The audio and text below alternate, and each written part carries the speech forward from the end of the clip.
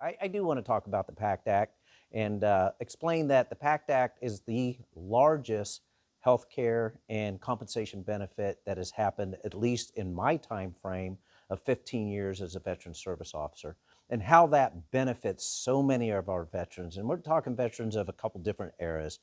We're talking our nuclear exposed veterans. We're talking about our Gulf War veterans, whether it's Iraq or Afghanistan or any of those countries that are included in the Gulf War, and to also include some of my heroes from the Vietnam era, or that actually served during the Vietnam era or in Vietnam.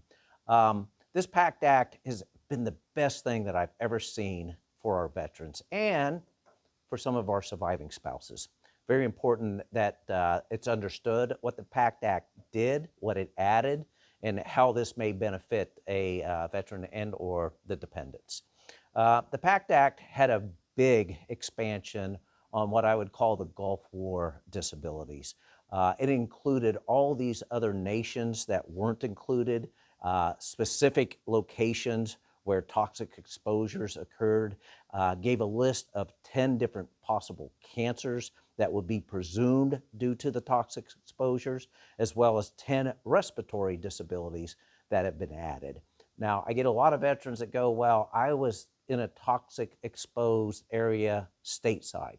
Well, currently, those stateside exposures will still be considered under a toxic exposure, but it's going to be a case-by-case basis. It's not under the PACT Act for toxic exposures outside the locations that have been identified. Recently, they just added Turkey.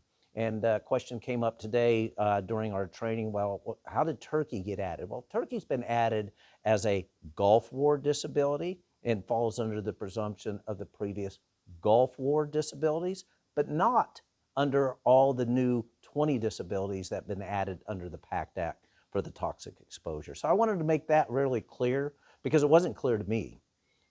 Nonetheless, all those disabilities that are listed under the PACT Act for our Gulf War veterans, under all those locations, all we have to do is prove that you are in that location. In most cases, the VA is doing that for us.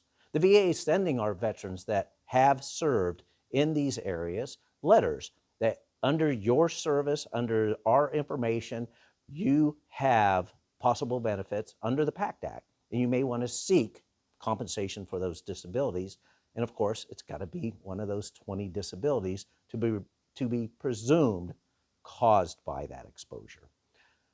Well, then the PACT Act also took another step and said, hey, we're going to add 2 more disabilities to the Agent Orange disabilities. Well, that's great. And one of them being hypertension, something that has been discussed for the last 15 years. They finally said, we're going to add hypertension. And that disability, although is important, and anyone that actually has hypertension that was in any of the exposed areas should file the claim.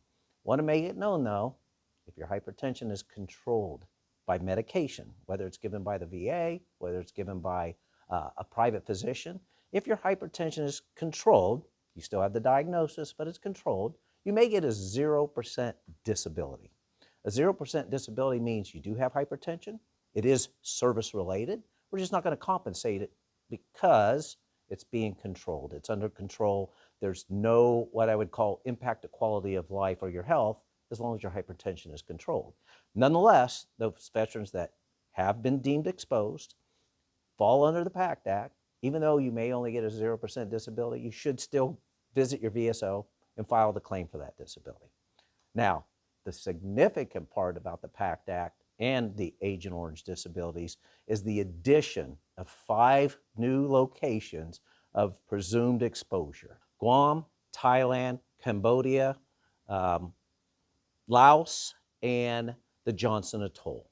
Those locations are very important, especially the one that is kind of like poking at me occasionally is Guam. Guam actually has been determined exposed from 1962 all the way to 1980. That's a longer period of time than the Vietnam War. That's a longer period of time of use even outside of Vietnam. So long story short, those veterans that were located at those 5 new locations now fall under a presumptive disability for Agent Orange. And of course, you need to know what all those disabilities are.